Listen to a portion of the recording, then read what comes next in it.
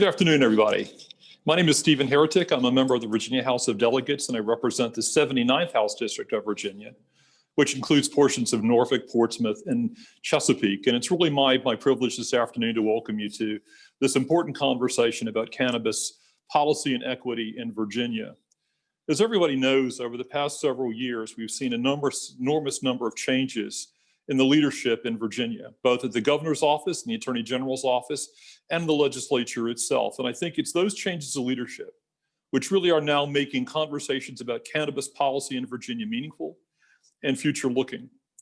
I'm pleased to say that my legislation, together with a number of other members, is going to be advancing, we hope, in the next session of the General Assembly. But as we do that, I think it's very, very important that we acknowledge and we thank the many people, the many hands that have helped make this day possible, starting with my leadership in the General Assembly, the Attorney General of Virginia, Mark Herring, who held a cannabis summit in Richmond last year, where he brought together legislators, regulators, and other experts from all over the country, from other states who have legalized cannabis in their respective states, to share with us their experience. And with working with the members of my caucus and our leadership in helping to really make the policy as refined as it can be. As everybody knows, in the past 2 months, we have seen significant new work on the subject of cannabis legalization and policy from the Joint Legislative Audit Review Commission, JLARC, and you'll be hearing from them in a few minutes, and also most recently, just a week and a half ago, from the Northam administration itself. So we have a lot of work facing us. It's going to take the work of a lot of hands and a lot of Virginians, but speaking for myself, I can tell you that I want to make sure that as we take these conversations forward, we put policy forth in Virginia that it's going to be meaningful to the citizens of our Commonwealth. It's going to have something for all of us. From the lowest producer to the largest distributor, we want to make sure that the businesses that participate in the cannabis marketplace are Virginian. With that, it's really my very great pleasure to turn this over to the moderator for this afternoon's discussion, Dr. Jewel Bronaugh, who is the 18th Commissioner of the Virginia Department of Agriculture and Consumer Services, or VDACS. Commissioner Bronaugh was appointed as commissioner in 2018 by Governor Ralph Northam. Prior to that, she served as executive director for the Center of Agricultural Research, Engagement, and Outreach at Virginia State University, and was also previously the executive director of the Virginia State Center for the USDA Farm Service Agency, where she was appointed jointly by Governor Terry McAuliffe and then Secretary of Agriculture Tom Vilsack in July of 2015. Prior to being appointed to the FSA, Dr. Bronaugh was the Dean of the College of Agriculture at Virginia State University for 5 years, and she comes to us with an extensive background and experience in agricultural-related issues and service. And with that, it's my very great pleasure to turn you over to the moderator for today's discussion, Dr. Jewel Bronaugh. Doctor. Hey, thank you so much, Delegate Heretic. I appreciate that introduction and just want to say welcome to our session today. Let's break it down: marijuana-related legislation and reports of the 2020 General Assembly. It is an honor today to moderate this panel, but also to introduce our illustrious panel members who have been wonderful. They have been awesome in working alongside and working with. And I would like to begin with the introductions. We have with us Nagist Abebe, Director of Public Policy of Columbia Care. Nagist is director at Columbia Care, one of the nation's leading medical cannabis companies. She serves as the president of the New York Medical Cannabis Industry Association and on the board of the District of Columbia Cannabis Trade Association. Prior to that, she was co-founder of Undaunted Ventures, a political consulting firm which specializes in innovative narrative training and leadership coaching services, and which grew out of her work training progressive organizations and working on campaigns across Virginia. Welcome, Nagist. I'm so happy to have you with us today. Next, we have Mark Gribben, Chief Legislative Analyst of JLARC. Mark is an analyst and project team leader for the Joint Legislative Audit and Review Commission, the Nonpartisan and Objective Program Evaluation and Policy Research Agency for the Virginia General Assembly. Mark has been with JLARC since 2007 and has researched a wide variety of topics ranging from marijuana legalization to the state pension system to the operations of the Port of Virginia. Glad to have you with us today, Mark. We also have Jen Michelle Padini, Normal Development Director of Virginia Normal and the Executive Director of Normal. Jen Michelle Padini is the Development Director and serves as the Executive Director of the State Affiliate Chapter, Virginia Normal. Jen Michelle's work in Virginia has resulted in the implementation of a legal and regulated medical cannabis program, the decriminalization of personal possession, and the establishment of the Virginia Legislative Cannabis Caucus. At Normal, they ensure availability of resources and tools necessary to leverage Normal's powerful grassroots support and elevate the work of the worldwide affiliate chapter and network. Jen Michelle, happy to have you with us today as well. So we're really excited about some of the new things that we're seeing in terms of the legislation around marijuana decriminalization and adult use legalized marijuana. And when we think about where we have come, our journey kind of began in 2010 when we saw the first marijuana decriminalization bill introduced to the Virginia General Assembly. Here we are, July 1, 2020, we have the passing of the marijuana decriminalization bill. And so as we move forward, we think about studies of actually legalizing adult use marijuana. And why we're here today is to discuss two important and concurrent studies that looked at key considerations of the impact on the Commonwealth of legalizing adult use marijuana. We think about studies that were done by the work group enacted from the decriminalization of bill legislation that tasked the Secretaries of Agriculture and Forestry, Finance, Health and Human Resources, and Public Safety and Homeland Security to convene a work group to study the impact on the Commonwealth of legalizing the sale and personal use of marijuana.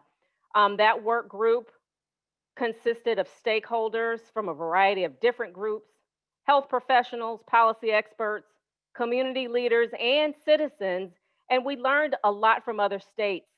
The process used with that work group reflected consensus from a stakeholder-driven process in which we engaged the public through public meetings and quite a bit of stakeholder input.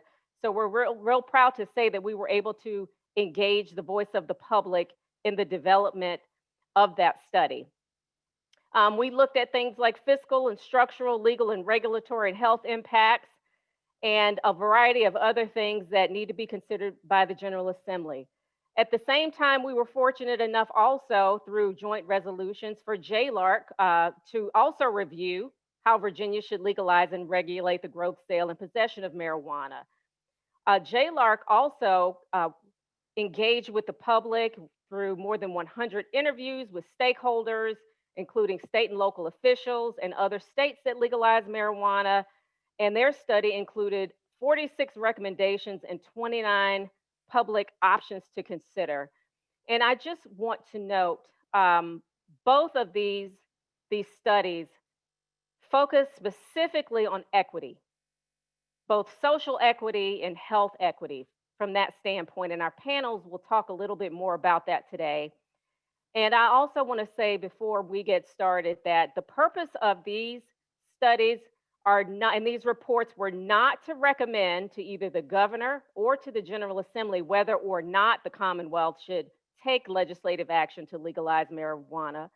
Rather, the reports seek to outline important areas of consideration should Virginia pass legalizing these substances. So wanted to make a note of that. And now we're going to move to our panel with a few questions. And again, glad to have our panel members here today. And I'm going to start with the first question. And I gave a little bit of background on how the reports came to be.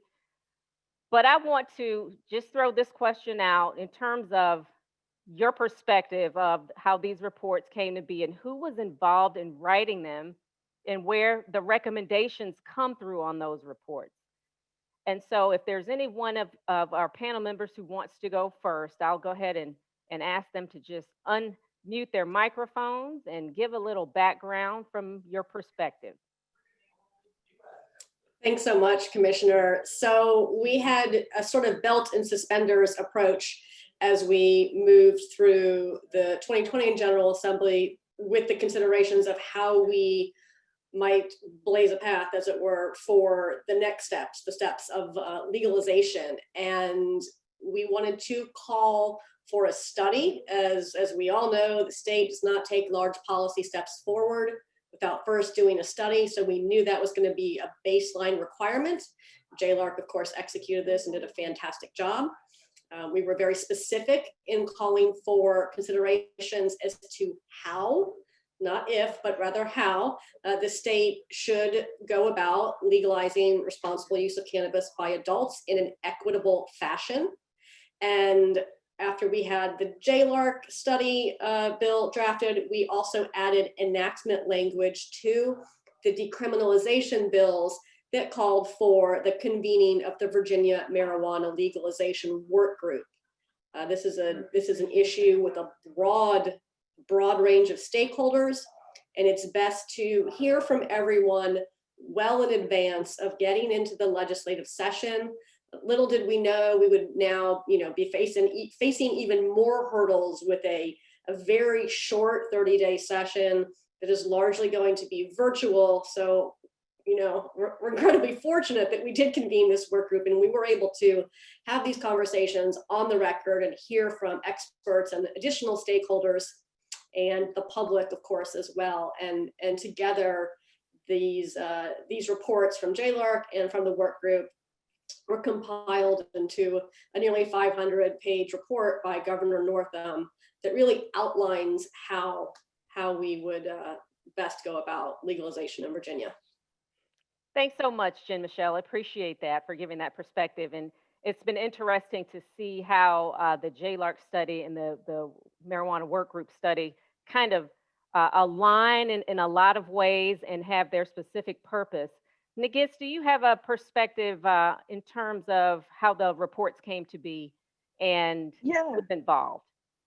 Yeah, I think it was, like Jen Michelle just alluded to, it was really important to have this two-track approach. JLARC, and I know Mark will have some more to add on the JLARC process, but JLARC is known for their nonpartisan approach and their ability to do quite a lot of research very quickly on complex areas.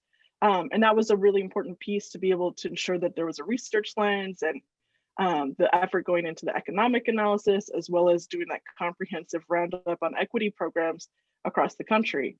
But I work on this nationally, and I have seen what happens in other states when you don't have time for folks inside of an administration who are going to have to implement a policy to also get caught up on this. And I think the fact that we were able to have so many folks chime in from within the administration and their little pieces of the puzzle was really important for facilitating these conversations. Because if we had not had that work group and all we had was a JLARC report, we would be frantically running around trying to help inform folks about cannabis policy and the precedents we've seen and the lessons we can learn from other states in a way that would be much harder for us to accomplish with only 6 weeks to session. The other part that I think was really important was that we were able to bring in different speakers to speak to different issues. We had a joint session for the work group focused just on equity and licensing. We were able to bring in experts in restoration of rights and the expungement process and what it means to live with a conviction on your record. To echo what John Hudak said in last one, expungements fix one day. They don't fix the just years and years of hardships that people live through after that conviction is out there. And so I think being able to have the time to bring in community members to talk to folks about this policy issue, as well as other speakers from different states, was really important for giving folks like yourself, Commissioner, the time to catch up on what is a really complicated and consuming policy area. And so it was really wonderful to see that approach being taken here in Virginia. And I think we had a lot of really good conversations that were also again available to the public. And so we had some good and interesting public comment come out of it as well. Thank you. And it has been interesting in how the work group and JLARC have had to work with each other. And indeed we did. And JLARC was able to really, in my opinion, dig a little deeper into some potential policy actions. And Mark, wanted to know if you had any additional thoughts about JLARC's perspective and what they brought to this overall effort.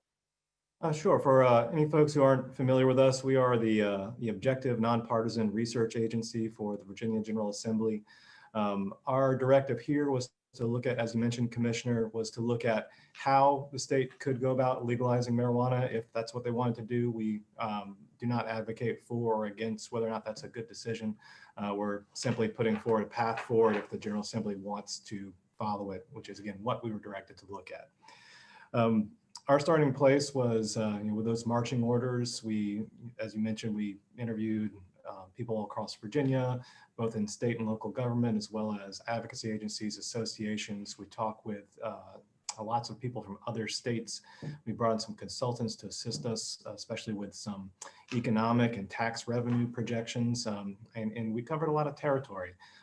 As I think John Hudak on our previous panel mentioned, this is once you start getting into this, it's a very, very complex area that touches on lots and lots of parts of government. It's not as simple as some of my friends would like to believe. In terms of what we looked at, we covered a lot of territory. There was everything from how do you change the criminal laws? What are the impacts on the criminal justice system? What are the impacts on people? What are the impacts on public health? One of the big focuses of our study mandate was social equity. And so we have about 2.5 chapters dedicated to the social equity questions. Beyond that, there's also the question of the nuts and bolts of how do you go about regulating? What does that agency look like? Where do you set your tax rates? So how much money might you get? So it's really been a very complex issue, and it's the General Assembly will have their hands full in figuring out if and how to go forward with it. Absolutely. And I just was really impressed as these studies were moving forward with really that effort. Nagist, you mentioned it, Jen Michelle as well, Mark as well, engagement of the public. That has been very critical in trying to ensure that we hear what people have to say, what's important to people. And we made those considerations as we move towards recommendations. And it's been amazing. I'm looking at the chat box, and people are very excited about this effort. Often we would have discussions on some of our calls with the work group in realizing that people want this up and running yesterday. And Mark, you mentioned it's very complex and it tends to grow. And so we have to be very careful as we move forward to ensure that we do this the right way. And we have benefited greatly from learning from other states, the things that they did well and the things that they wish they had done better. And I think those discussions in both of these studies will be extremely beneficial going forward. So as we think about questions that I'm seeing in the chat box, a lot of them focus on equity issues. And we spent a significant amount of time really discussing issues around equity. Those are very important. We're trying to make sure that this is done to benefit communities that suffered from criminalization.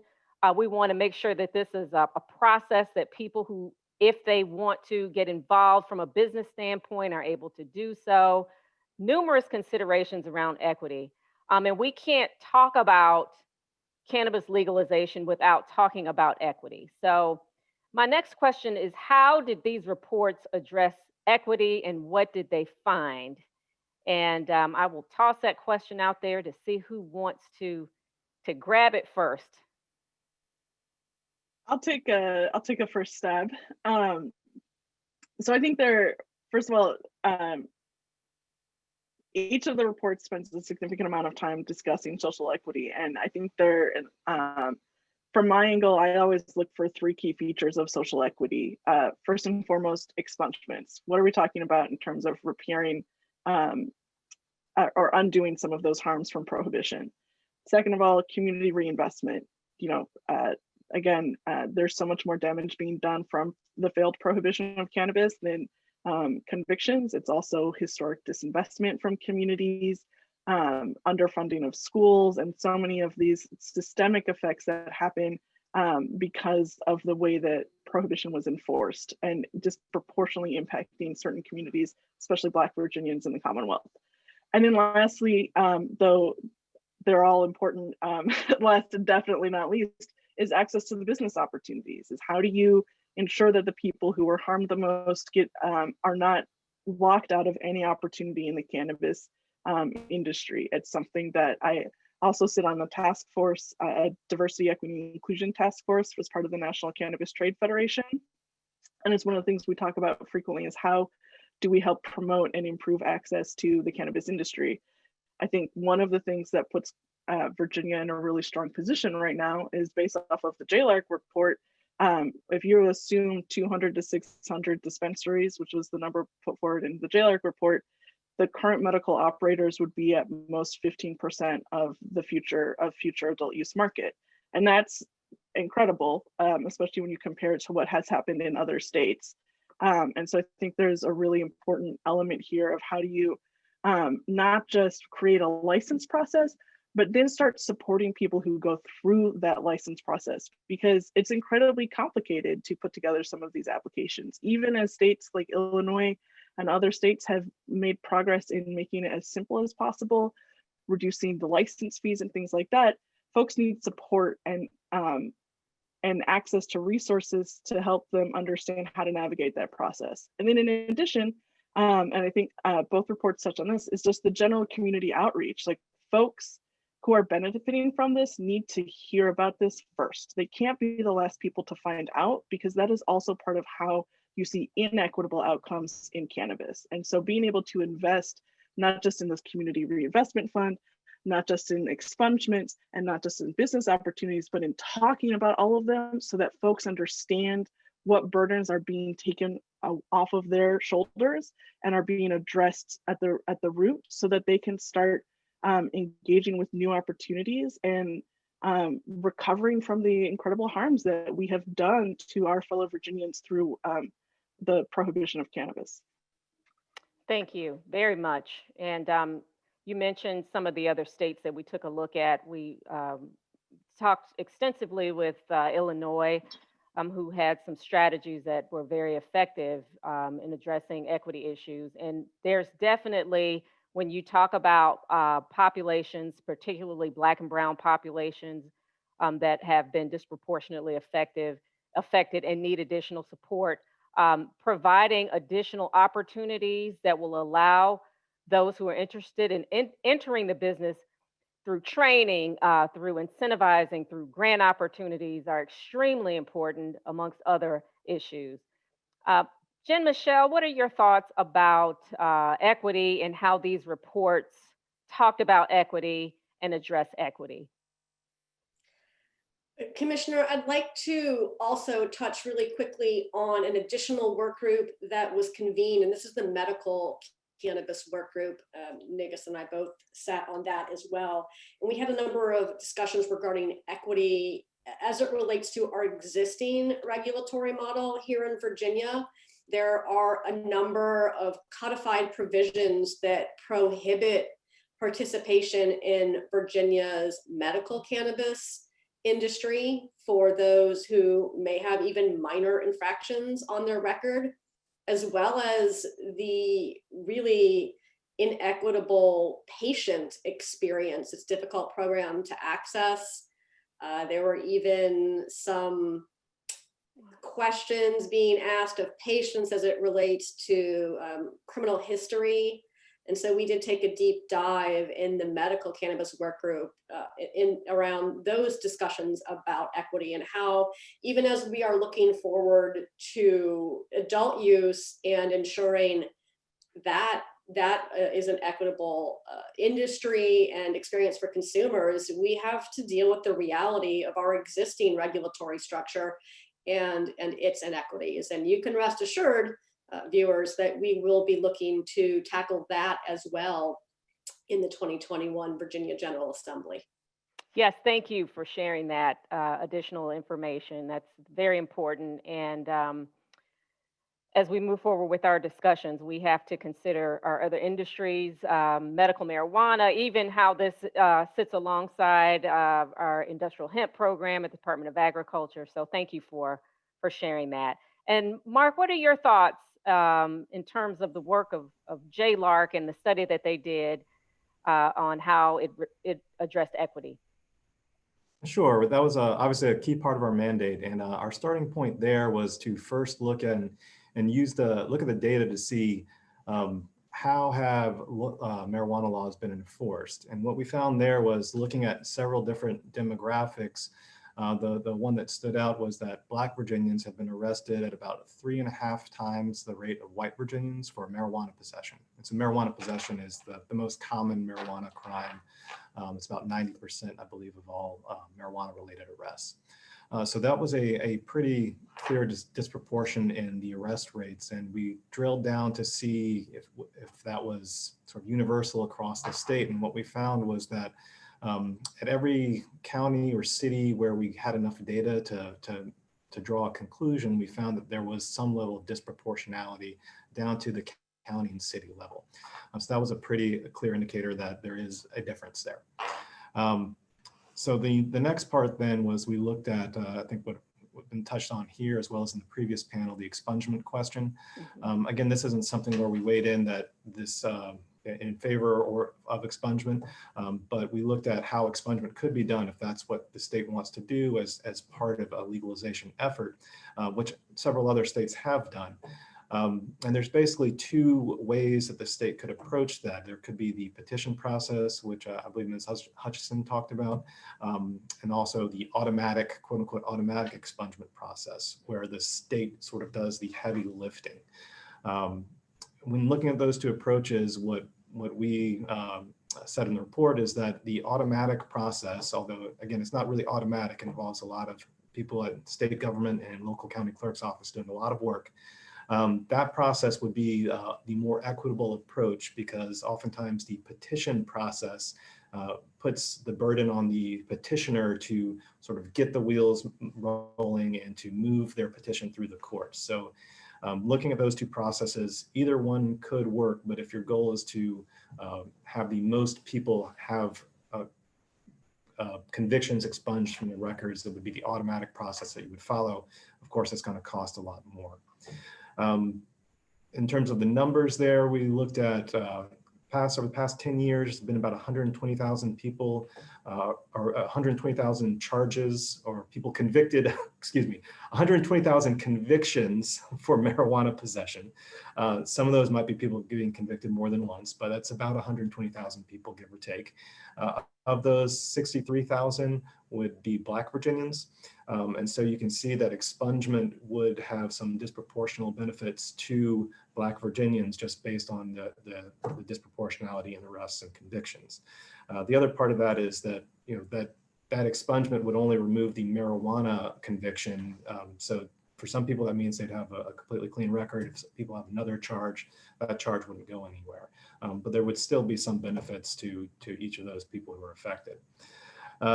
The last part, and again, the previous panel talked about this in a lot of detail, is how to ensure that communities and people who have been most affected by marijuana law enforcement have a chance to participate and benefit from the commercial market that would be established. And we broke that into really two big pieces. One is participation in the industry, and the other is what do you do with the tax revenues from commercial market or commercial sales? On the first part, what we found was that there's several things the state can do to try and make sure that people who have been most affected by marijuana law enforcement have the opportunity to establish a business.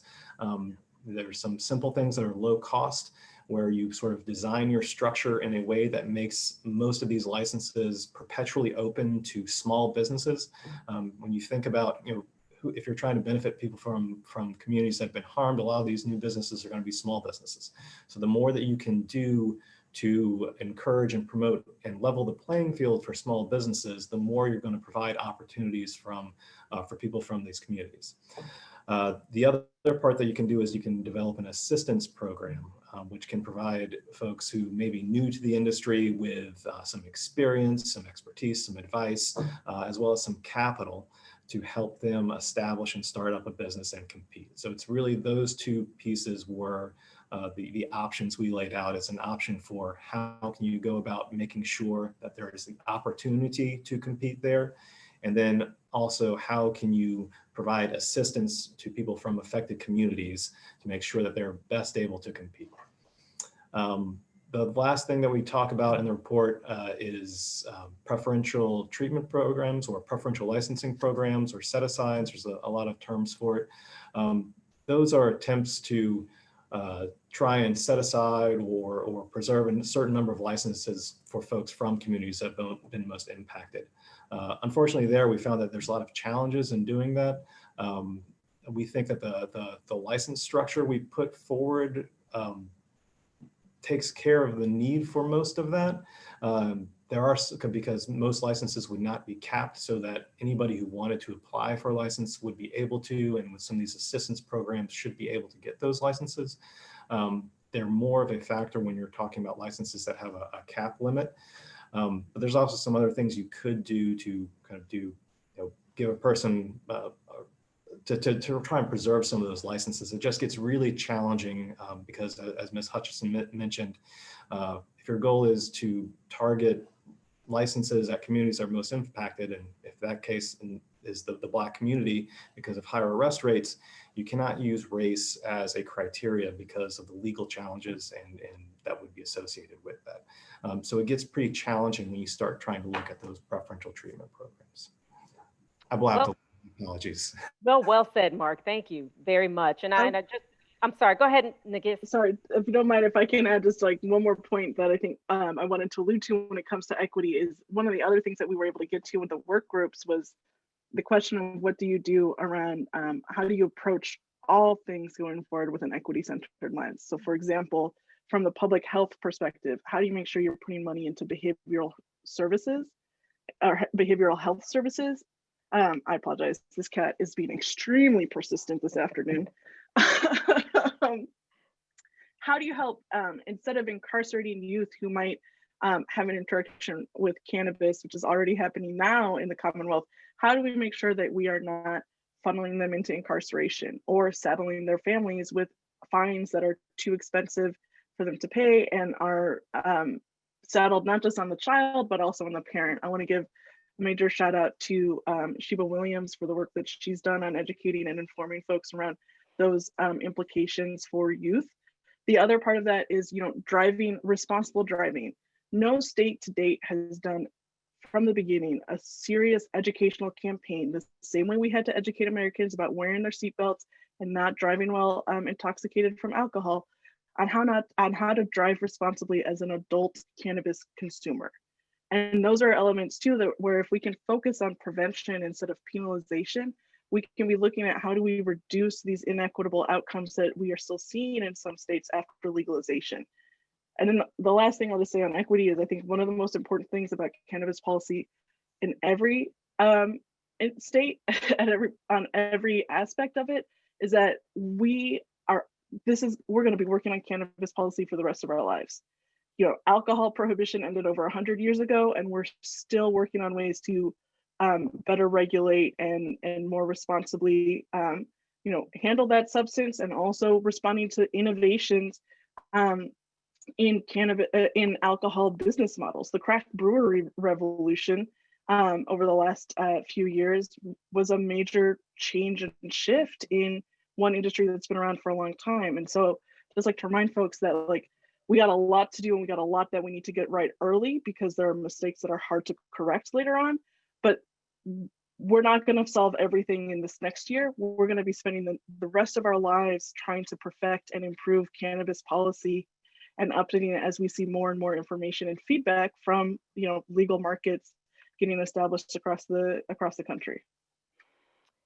I guess I appreciate you really talking about that, the kind of the health equity lens that the studies looked at, and particularly around education and how we're going to protect our young people going forward. And I've had some folks in the chat to say thank you for bringing that up as well.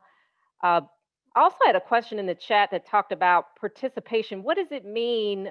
What are opportunities to participate in the industry? And it makes me think about when we had discussions and feedback about licensing structure. What are some ways in which all populations, particularly Black and Brown populations, can participate in this cannabis industry going forward? I'm happy to weigh in on that one. In terms of the industry, there's the way that looking across all the states, there's sort of 5 big operations in the cannabis industry. There are the people who grow it, cultivators. There are processors, so that's can be anybody from, I'm taking raw plant material and I'm turning it into a vapable oil in a cartridge, to I'm taking raw plant material, I'm making some brownies with it. There's also, so you have cultivators, processors, distributors, getting it from point A to point B. Distributors could also do things like packaging. And then finally, you have the retailers. Those are the folks who are selling it to the consumer. I'm sorry, that's 4. The 5th one is testing labs. So testing labs are the folks who then look and make sure there's no contaminants, and they're verifying the THC levels that go on the label. So those are the 5 types of businesses that would exist in a marijuana market in Virginia. And our recommended license structure is built around those 5 operations. And we talk about opportunities to participation. The way that we thought about it, we thought about it in 2 ways. One is you can have sort of, this vertical integration model where you let everybody do everything on the supply chain, which is what most states have done, Colorado being probably the most notable example. Or you can say, all right, if you retail, then you can't grow and you can't process. And that's, Washington State has done that. That's actually how we tend to treat alcohol for the most part, is that you don't have too many people, establishing stores across the state to sell their products. They're working through a distributor and selling at 7-Eleven or ABC in the case of Virginia. So the way to promote participation from our perspective is to, the more opportunities you create for small businesses, the more opportunities you create for Black-owned businesses, for Hispanic-owned businesses, for any new small business trying to enter into this marketplace. And so if you don't allow vertical integration, then you're going to kind of lean towards this small business, because you don't have big companies doing everything. So you have preserve more opportunities for smaller business.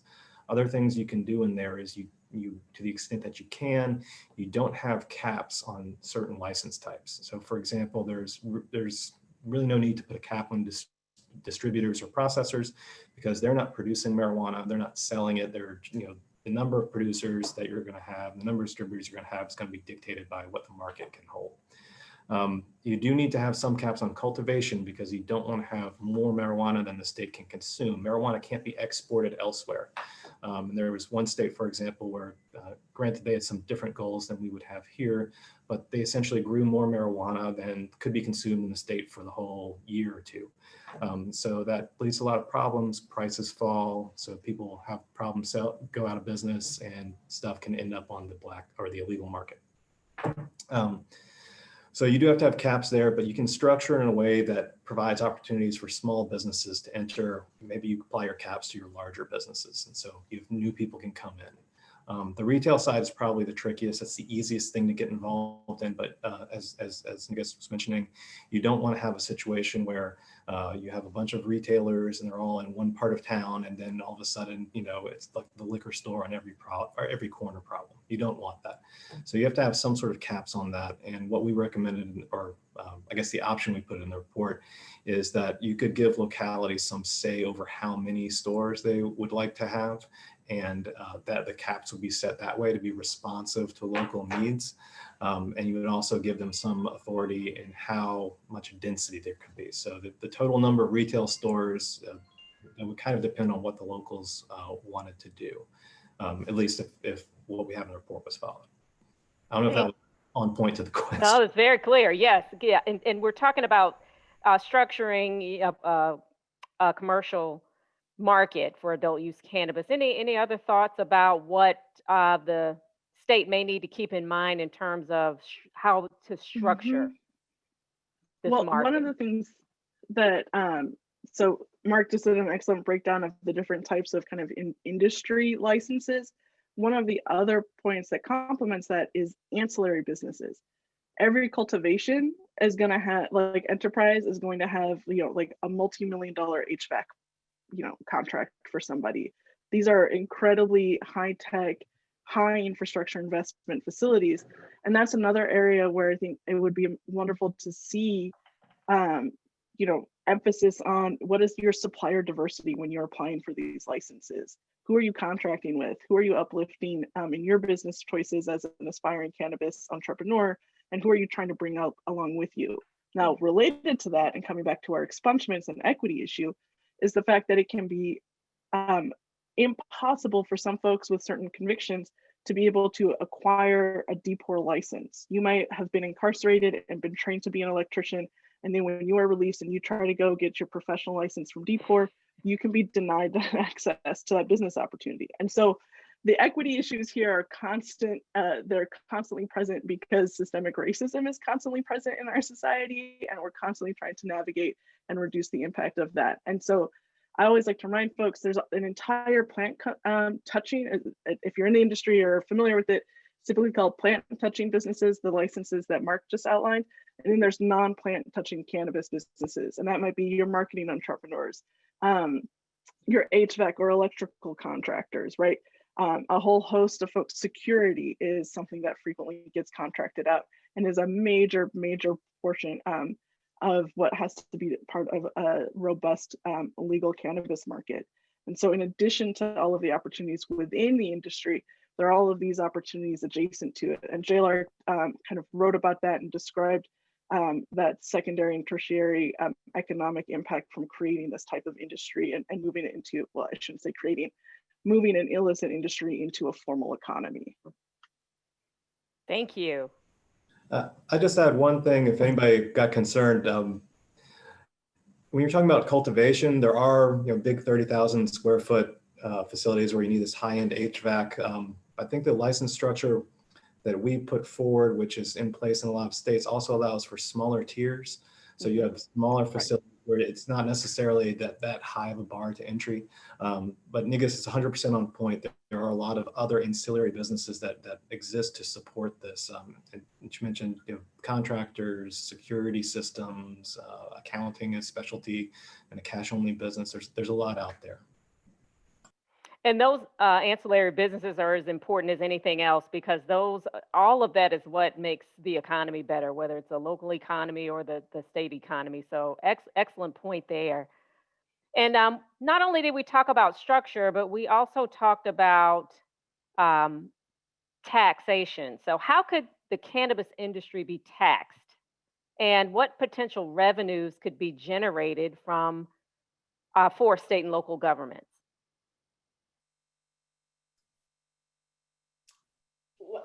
You want to take a shot, Drew? Before Mark jumps in to talk about specific numbers, I will say that we have given careful consideration to this tax rate and wanted JLARC to take a look at that and propose what some ideal numbers would be. As we draft the legislation and move through the process, a priority, of course, is ensuring that the tax rate is not so high that it incentivizes consumers not to participate in the legal market. We don't currently tax medical cannabis in Virginia, nor do I believe we should at any point. However, when we look at adult use, there will be a tax, and there is certainly revenue that the state will benefit from. And our objective is to keep it on the lower end of the proposed tax rates. Mark? We look at the tax rates for other states, and we looked at the effective tax rate. So that includes whatever everybody tends to apply their sales tax or state sales tax. For us, it's 5.3%, maybe a little higher in a couple of counties, but for most folks, that's 5.3%. And then they also have some special marijuana taxes. The long and short of it is that most states tax a sale of marijuana product at anywhere from 20 to 30%. There's a couple of states that are higher. You look at those states and they have had some of these problems that Jen was pointing out in terms of competing with the black market. In one case, the state has a lot of other problems that contribute to that as well. There's only, at least to date, one state that taxes below 20%. So that 20 to 30% range was really what we thought was the sweet spot. And so to give you an idea, the top of that range is Colorado. I think if you go to Colorado, I don't think anybody's complaining about the overall price. And there is some elasticity within that range, but it generally boils down to what the General Assembly wants to do there.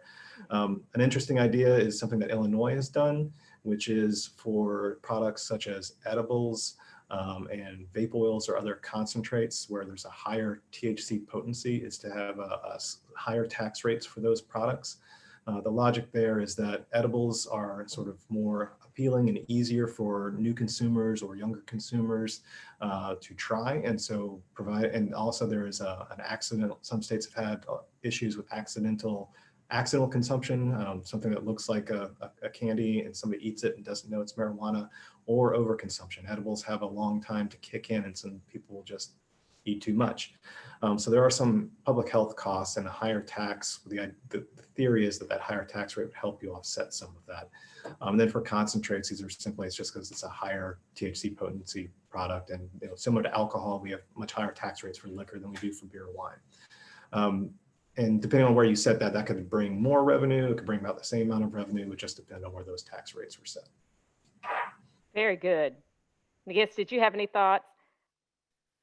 I think Jen, Michelle, and Mark hit it well. I think one of the only other things I'll add is just, I think we haven't touched yet on local opt-out. I think one thing that is important when you talk about tax collection is that if a state has decided not to, or I'm sorry, if a locality has decided not to allow cannabis inside of their jurisdiction, is to not allow them to receive cannabis tax revenue, because it's unfair for other localities that have decided to embrace a new industry and to create space for them to then have to share that tax revenue with other places that refuse to house that industry. And so I think that part is really key. And then the on the tax rate, it is really important. We have seen in other states how when a tax rate is too high, it can increase illicit market participation in unintended ways. And so having something that is simple to implement so that tax collection is also cost effective as a process, but is also perhaps scaling up over a few years or otherwise making sure that it is not becoming a hurdle or having some unintended consequences. Now, that said, I think it is the JLAC report did some great fiscal analysis on some of those implications.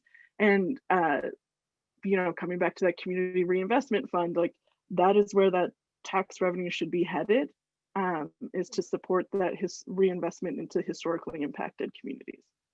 And I'm seeing some discussion about that in terms of the tax revenues, where should they go? And I think there's a lot of feeling about those tax revenues going into communities that have been negatively impacted by the industry.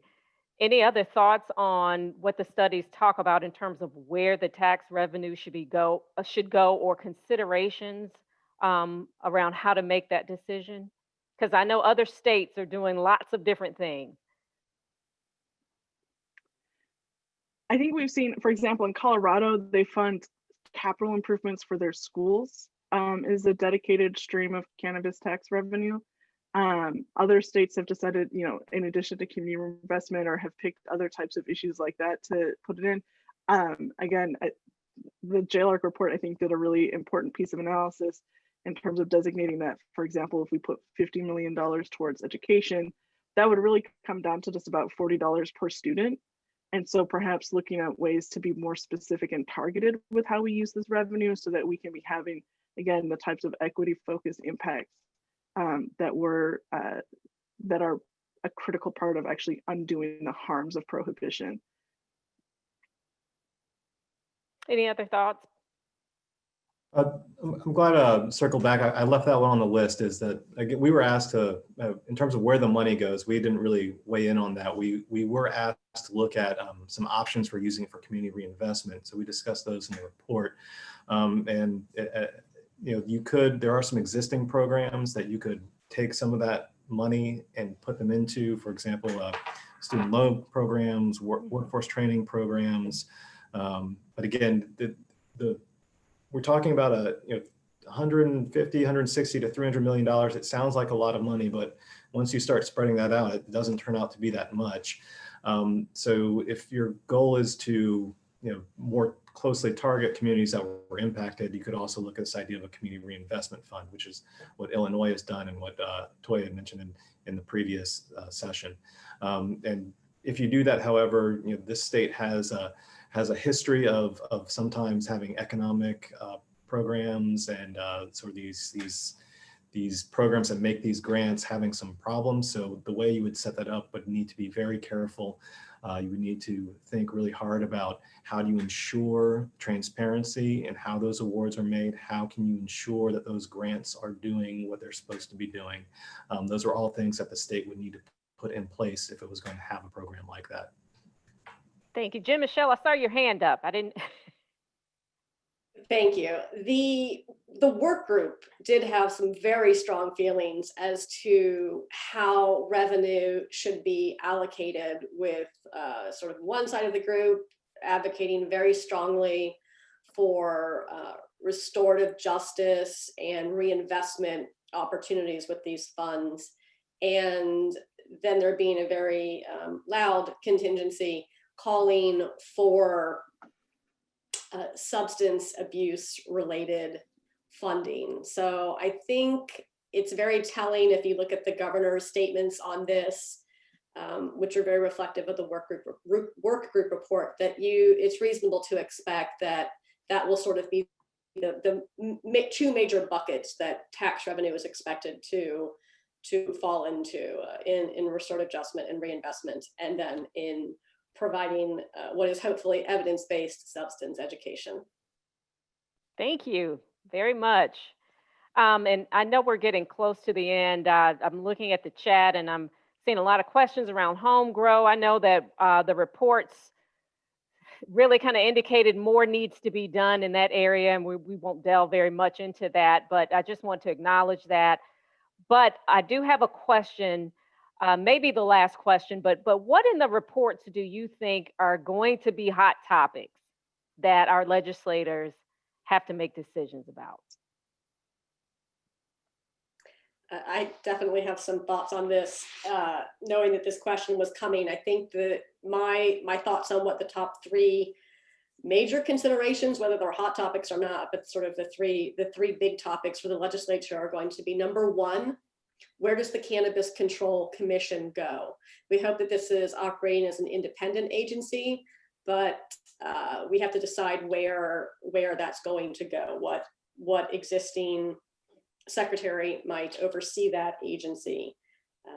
Number two, the legislature is going to continue to grapple with how it deals with restorative justice. How do we address expungement as it relates to marijuana legalization when the state has yet to be able to address expungement on a broader level? We cannot realistically expect a marijuana legalization bill to fix Virginia's expungement crisis. So we will have to be very thoughtful in how we can provide interim solutions as we work towards fixing Virginia's non-existent or broken expungement system. And then third, I think that personal cultivation is going to be a hot topic issue for at least some members of our legislature. I can assure you it is going to be included in at least one version of a legalization bill that is filed in the 2021 General Assembly. I think for people who are representing Virginians who are in rural areas, this will obviously be appealing, but those are often sometimes more conservative members. So if this is an issue that is important to you And I hear this every single day, not once, not twice, but probably a dozen times a day. I have an inquiry about personal cultivation as it relates to adult use. If this is a priority for you, I cannot tell you enough how important it is that you let your state senator and state delegate know. All we can do is, work with the people that Virginians elect to represent them. And so you've chosen these people, and now I need you to tell them that this is a priority for you. I assure you, we know. We're going to include it in at least one bill. It's going to make it across the finish line when it gets filed in LIS. But you really need to let your lawmakers know that this is your priority. Well said, Jen Michelle. Very reflective of what the work group said. And thank you for some comments around personal cultivation. There's been a lot in the chat box around that. Any other thoughts about hot topics for our legislators to grapple with? Sure. I think to echo kind of Jen Michelle, I think the number one thing that I want to hear about is expungements, because we already saw how that conversation went down during the General Assembly or during the special session. And this is something that is way bigger than cannabis, but directly impacts cannabis legalization. And so we absolutely have to be tracking and supporting any efforts on expungement that will be coming through in this next session, because it is the first and most fundamental piece towards repairing the harms from prohibition. Second is, I will echo what Jen Michelle said around where is this regulator living? And that's important as well, because we're talking about a regulator that has to not only do a license process and things like that, but as outlined in the JLARC report and the governor's report, there is a significant amount of social equity focused outreach that needs to happen. And we need to think about where are the agencies, which secretariats are best able to connect with and speak to the communities that have been impacted by this, because those programs are going to be fundamental and critical to the success of an equity program. And then lastly is, as it relates to adult use, I could go into a whole nother world on what needs to happen in the medical program as well. But I think on that adult use side is like, what is the timeline to when we start these sales? Because the longer the gap between when we have passed something and when legal sales become available, the higher the risk of additional disparities in enforcement, the higher the risk of an expanded illicit market. And the reason that matters is because that illicit market is then going to be the top competitor for those brand new social equity businesses that this program will be bringing in. And so we have to find the right way to be implementing this swiftly, but also responsibly, so that we can be getting things right as we go. And I think Illinois' model in particular, in the way that it has been very iterative and has laid the groundwork, they have only released 75 of the licenses, and they have the annual study that Ms. Hutchinson referenced around evaluating where are they and achieving that legislative intent. And I think that balance of being swift but deliberate is really important for making sure that we stop harms as quickly as we can and build out a program as effectively as we can. Thank you. Thank you very much. And last question, I'm gonna direct this to Mark. I stated before, everyone wants this program yesterday. And not likely to happen if we're going to do this the right way. A lot needs to be considered, and it takes quite a bit of time. Mark, just want your input on how long it could take before a commercial market could start. I'll answer that, but can I answer another question first? Yes. So we have these two parts to legalization we talked about earlier on in the beginning, or at least the way we've conceptualized it. There's changing the criminal laws for individuals, and then there's establishing this commercial market. That first part, if the General Assembly wants, they could pass a bill and that could go into effect in July. Establishing the commercial market, that is something that the state should not try and rush, because the more, the state is in a good position relative to other states that have legalized, which had ballot measures, which forced them to move things through very quickly, with the exception being Illinois. And every single regulator we talked to in every other state said, take it slow if you can and get it right. And that's important not only for making sure that you have a strong good regulatory structure in place, it's also important to make sure that you have the protections that you're going to need on public health. For example, getting your public health campaigns ready to educate people on driving risks, educate youth about the potential risks of using marijuana. It's also important for your social equity programs. What we've seen in other states that have tried to implement these programs, or local governments have implemented these programs, so far nobody's really knocked it out of the park yet. Again, it's early on, but one of the issues they seem to be encountering is they've kind of come into this really fast. And social equity is something in the brand new world of marijuana legalization. Social equity is something even more brand new. And so to figure it out and make sure what you have in place works, that takes a little time. So that would be the takeaway that we have in our report, is to not rush into this, at least on the commercial part, but to make sure that it's done in an iterative, a slower way, so that you can make sure that you get everything in place. And I think our estimate there was from when you pass the bill to when the commercial market start, or commercial sales would start, about 2.5 years. That would put us sort of in the upper end of where the other legalized states have been. But again, those states, for the most part, didn't have a choice in when they legalized. So that's what we recommend in the report if the General Assembly decides to move forward with this. Thank you so much. Very well said. And we're at our end time, and I just want to thank each of you all, Jen Michelle, Mark, Nagis, thank you for joining us today and for really digging a little deep into elements of the report and representing a lot of what are concerns to people. We appreciated the engagement of the public. And again, the purpose of these studies are not to recommend to either the governor or the General Assembly whether or not the Commonwealth should take legislative action, rather to highlight some important considerations should Virginia pass this legislation to legalize marijuana. So thank you all very much. And I think we have a final message. And so I will turn this over to Ben for a final message. Thank you. Thank you so much, Jewel. And thank you, Jen Michelle, Mark Nigist, for the information and the inspiration here today. This was just the beginning. So I'd invite you all to, in many ways, to join us for a full day of sessions tomorrow, including further conversations around expungement and medical use, as well as a one-on-one with the Virginia Attorney General. So with that, we'd just like to thank you all again for being here, Virginia NORML for partnering with us on this program, and Columbia Care and Jushi for their support. We'll see y'all soon.